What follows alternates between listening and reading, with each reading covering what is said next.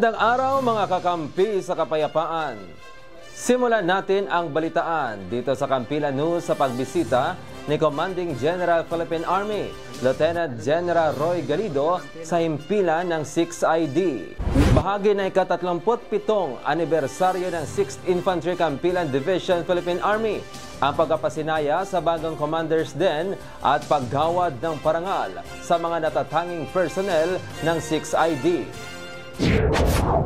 Pinangunahan mismo ng pinuno ng Hukbong Katihan ng Pilipinas, Lieutenant General Galido, kasama si Major General Antonio Nafarrete, ang commander ng 6ID at Joint Task Force Central, ang inaugurasyon ng mga bagong gusali para sa mga battalion commanders ng 6ID. Si Reverend Father Clifford Myra ng Archdiocese ng Cotabato ang nag-alay ng dasal at nagbasbas sa nasabing proyekto bilang hudyat na maaari na itong gamitin. Isa-isa namang tiningnan ng General ang mga silid ng bawat gusali kung saan ang 6ID niya ang magandang halimbawa ng kanyang isinusulong na mantra na magkaroon ng maayos na biliting hindi lamang ng opisyal kundi maging sa mga tropa. Pagkatapos nito ay dumiretso na si CGPA sa punong himpilan ng 6ID upang pangunahan naman ang awarding ceremony. Iginawad ng opisyal ang CGPA Streamer Bayanihan Award sa 1st Mechanized Maaasahan Brigade kung saan tinanggap ni Brigadier General Andre Santos ang nasabing parangal. Ang parangal ay bilang pagkilala sa nasabing brigade sa pagwasak sa mga communist at local terrorist group. Dalawang CGPA Streamer Kaunlaran Awards naman ang iginawad sa 6th Civil Military Operations Kasangga Battalion. Ang parangal ay tinanggap mismo ni Lieutenant Colonel Rodin Orbon, ang pinuno ng 6th CMO.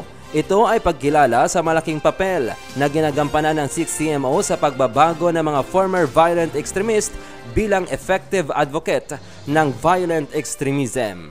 Dalawang mga personnel naman ng 6th Infantry Redskin Battalion ang ginawaran ng parangal bilang Best Officer of the Year at Best Enlisted Personnel of the Year. Samantala, si Ka Gary Bacalangco naman ang tumanggap ng parangal bilang Best KA 2024 at si Mrs. Christy D. Antanoy ang kinilala bilang Best Civilian Human Resource of the Year. Ang parangal ay ginawad ni Lieutenant General Galido, Major General Antonio Nafarrete, kasama si Brigadier General Oriel Pangcog bilang bahagi ng ika-37 anibersaryo ng 6th Infantry Kampilan Division na may temang Overcoming Challenges Towards Stability, Resilience, and Sustainable Development in Central Mindanao. Sa kanyang pananalita, kanyang binate ang 6ID sa pagdiriwang ng division sa ika-37 anibersaryo.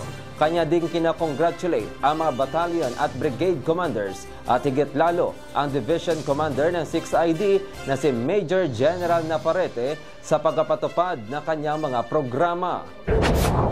And I'd like to congratulate our commanders, mga battalion commanders, for carrying out my instructions, the instructions of your division commander and your brigade commanders, kasi kayo talaga nasa ground doing the legwork, doing the hard job. Hinikayat din ito ang mga pinunong opisyal na gawin ang kanilang trabaho ng maayos at tama dahil hindi lahat ng opisyal ay nabibigyan ng oportunidad na makapaglingkod. Sa ngayon anya ay nagkakaroon na ng paggalaw sa posisyon sa hanay ng mga opisyal sa hukbo at sumasailalim na sa pagsisiyasat. All we have to do now is do good and do better. If you do good and do better, you'll go up the leadership of our organization. If not, katulad ng iba, one or two I believe, sorry na lang. This makes or break you sa leadership.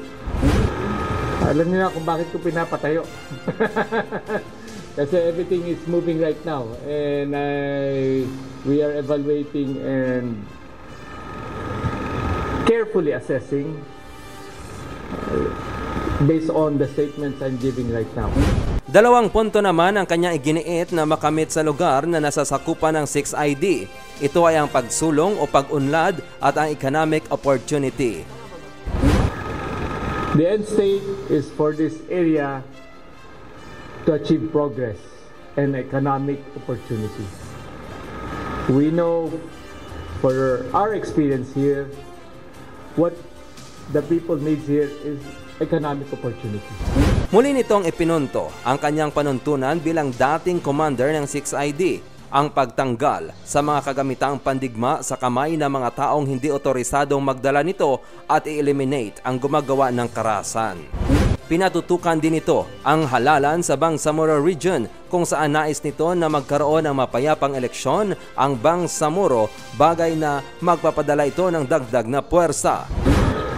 For 37 years, Kampilan has been the stabilizer of peace here in Maguindanao.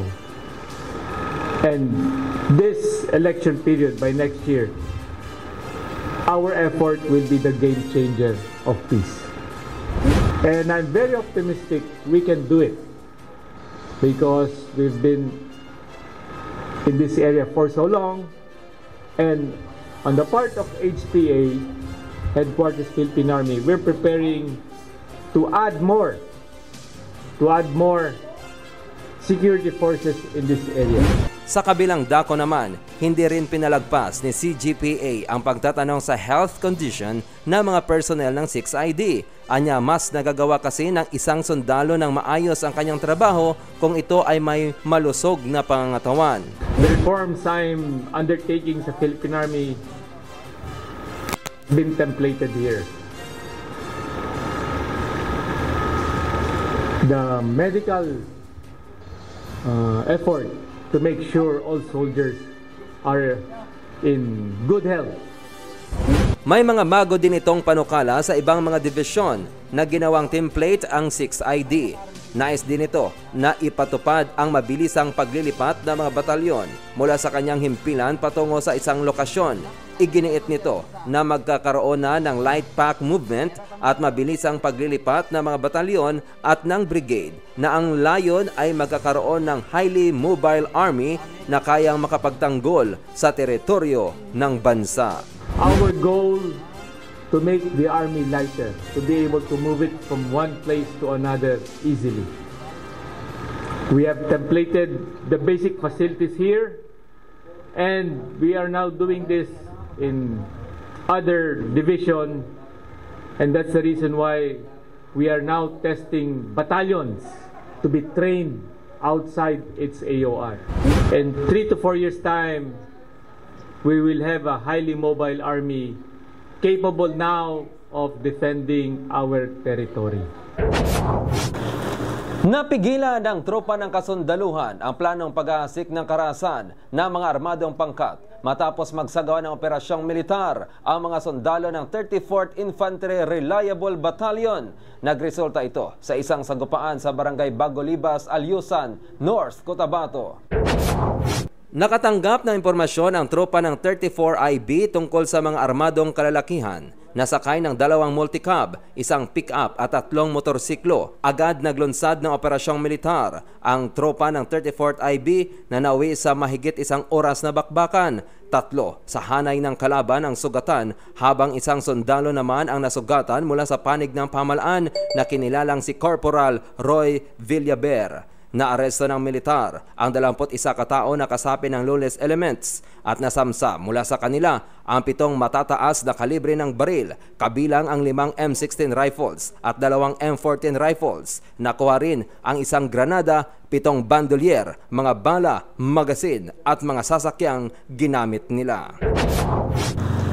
Pinangunahan ni Major General Antonio J. Nafarrete, Commander ng 6th Infantry Campilan Division at Joint Task Force Central, ang pagbibigay ng parangal sa mga sugatang sundalo na sina Staff Sergeant Manolo Jr. A. Aurelio at Corporal Mark J. A. Gloria ng Marine Battalion Landing Team 2.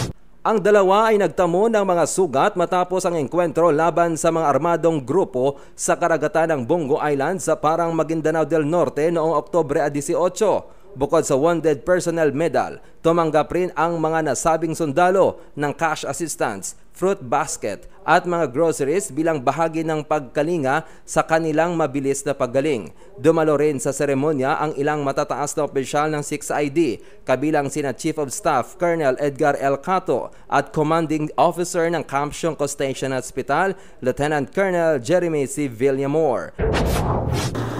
Iba't ibang mga paralan ang tinungon ng mga peace advocates ng 6th Infantry Campilan Division upang ipalaganap ang kapayapaan sa pamamagitan ng pag-promote ng Peace Museum na mas kilala sa tawag na Bulwagan ng Kapayapaan.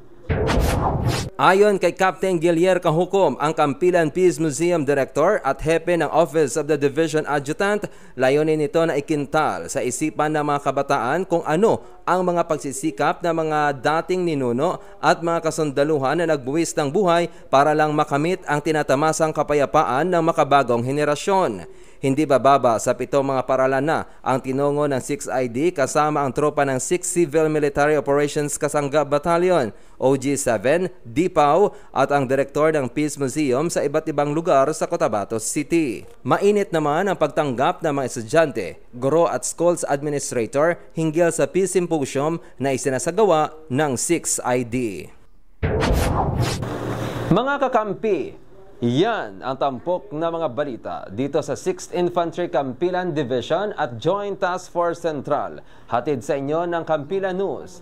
Para sa karagdagang mga balita, i-like at i-follow kami sa aming social media accounts na makikita sa inyong mga screen. Mula dito sa punong himpilan ng Campilan Division, ako ang inyong abyan, RB ng Bayan Roderick Viñez, naglilingkod sa sambayanan, kakampi sa kapayapaan, Campilan.